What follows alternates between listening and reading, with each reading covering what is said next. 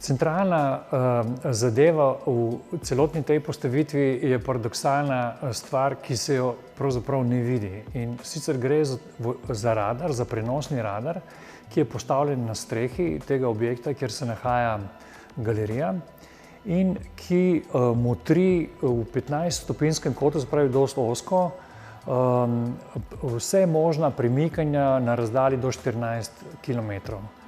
Ti podatki, recimo za vsako osebo, za vsakega človeka, ki ga zazna, so potem prenešeni v digitalni signal. Ta digitalni signal pa potem proži za vsako zaznano osebo kapljico, ki kapne v vodo na tej pokrajini.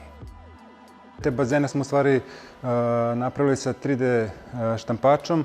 To je ta mašina koja u stvari kada se postavi na tla i ima gore namontiran taj šobu, u stvari ono može da printa. Posle toga smo u stvari mašinu smo demontirali i podigli je na strop galerije i umjesto šobe smo postavili jednu kapalicu i ta kapalica posle kontrolisano kaplje vodu u bazene. Pored toga imamo kao projekcija ide sam program koji koristi radar. Tu smo u stvari porestavili tu mapu Ljubljane sa pozicijom gde se nalazi radar i tim opsegom koji kontrolišemo. Tu je također i taj crtež te baze tih bazena koji u stvari predstavlja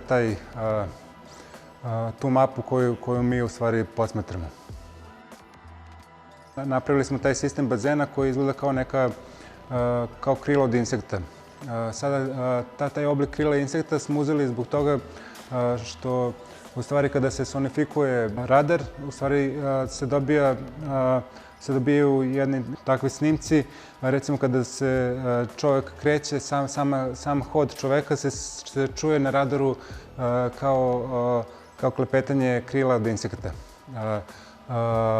To je zbog toga što čovjek kada se kreće, on pomera ruke i u stvari sa tim kretanjem se dobija taj neki šum koji izgleda kao valovanje insekta. Zdaj, del celotne te inštalacije, ki je v galeriji, je seveda tudi ta ploter, ki spušča kapljice natančno na tiste lokacije te pokrajine, kot so zaznani ljudje.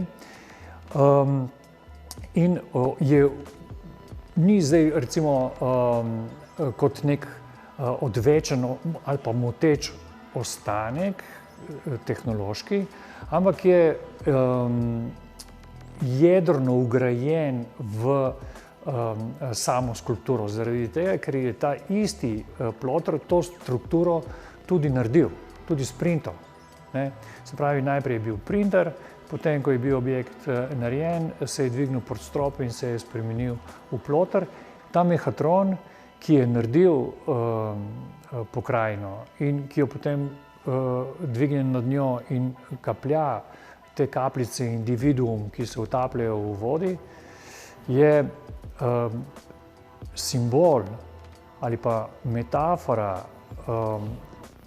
stroja, ki pogoltne te migrante, ki prihajajo iz nekih drugih okolij in ki jih spremeni v nek substrat, ki poganja to kapitalistično oziroma to potrošniško mašinerijo, katere del oni postanejo.